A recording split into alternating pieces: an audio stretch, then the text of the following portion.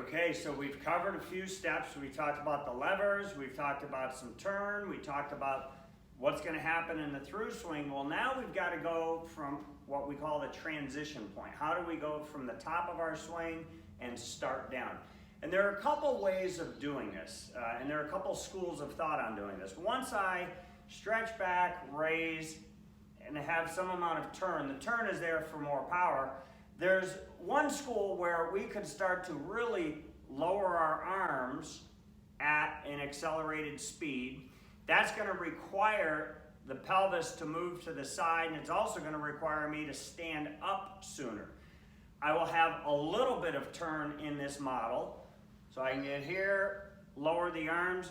I can have a little bit of turn in that model. But as the pelvis moves more to the side, it makes it harder for me to turn. Another way of doing this is once I get to the top, I can actually get my knees to start to turn in front of me. Notice how there's not a lot of lateral movement sideways.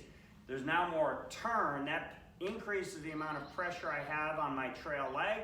And now I can use that pressure to push and keep going, both turning and there'll be some raising. So one model has lateral movement.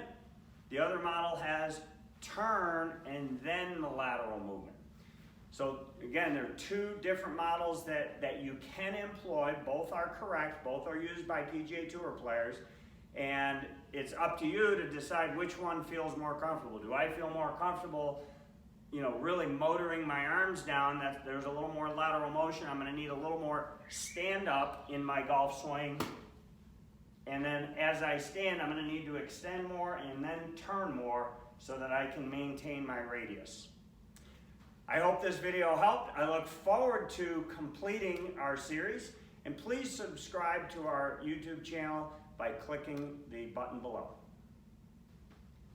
Okay, so we've just gone through a bunch of different steps. Both models, what we are looking for is that in my through swing, the distance from my lead arm to the end of the club, we call that our radius, is maxed out when the club is about, or your hands are about parallel to the ground or waist high, okay? So we want to make sure that this is the appearance we're getting. We do not want to see arms bent, twisted, turned when the club head is too far below waist high.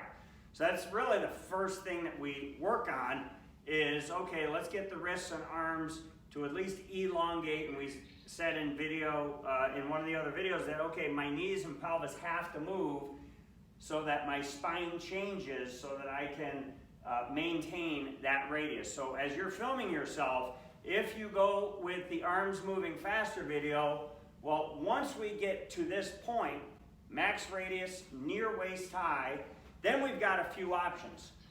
From here, I can start to recock the golf club, I can swivel the forearms and then recock, or I can let the left arm start to bend and then recock. So both elbows will start to bend and then recock. So again, three options. I can get to here, I can recock, I can swivel and recock, and then the elbows will bend, or I can get to here and bend the elbows. And there are various tour players that employ each of those methods, so they're all correct. The key point here is, let's get you to max radius. And that's where a teaching tool like the Impact Snap trains people to repeat those proper wrist conditions before we go to what's called finish. Please send us your questions. We want to create more content that helps you directly. By all means, subscribe to our YouTube channel down below. Thanks, I'm Marty Nowicki, PGA instructor at the Turning Stone Resort, owner of the Impact Snap. We hope these videos are helping.